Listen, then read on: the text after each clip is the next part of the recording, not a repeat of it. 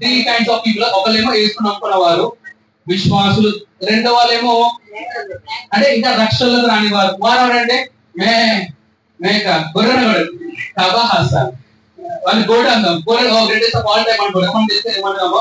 So గొర్రెలు, మేకలు, ఇంకోటి ఏమన్నా సార్ తోడేలు. తోడేలు చెప్పండి. సో ఈ గొర్రెలు, మేకలు వీళ్ళకి ఏమి ఫైటింగ్ లేదండి. ఫైటింగ్, రియల్ ఫైటింగ్ ఎవరితో అంటే తోడేలుతో. తోడేలు చెప్పండి. ఈ తోడేలు ఎవరంటే వారు రక్షణ పొందలేరండి. వారి యొక్క పుట్టుగా వెనకాల కారణం ఎవరు ఉంటారంటే సాతాను అంటారండి. బైబిల్ చరిత్ర ఒక పర్సన్ పేరు చెప్పగలుగుతాను. హిట్లర్, గొలియాతు. అసలు మానవులు ఎలా చంపేస్తున్నారంటే భయంకరంగా ఒక్కరు ఇద్దరు కాదు, వేలాది మందిని అహం తగ్గదా.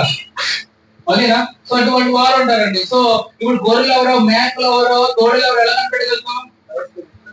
నీలో పరిశుద్ధాన్ని బయలుపరుస్తాడు. సరేనా? ఓకే, మీ అందరూ క్లారిటీ ఇస్తాం. సంఘం అటువంటి ఎవరు లేదండి. సో వీళ్ళు తోడేలు ప్లీజ్ దయచేసి వద్దండి. నేను గొర్రెలు కాపాడునండి. నాకు తెలుసా ఏ గొర్రెలు, ఏ మేకలు, ఏ తోడేలు. తోడేలు రానివ్వండి అసలు. ఓకే, హల్లెలూయా. సో మీరందరూ చర్చలోకి వచ్చి మీరందరూ తోడేలు కాదని అర్థం అండి. అంటే కొన్ని మేక ఉంటాయి అంటే మేకలు ఇంకా రక్షణలో రానివ్వాలి. సో రక్షణలో వస్తాడు. Don't worry. Okay, that's good.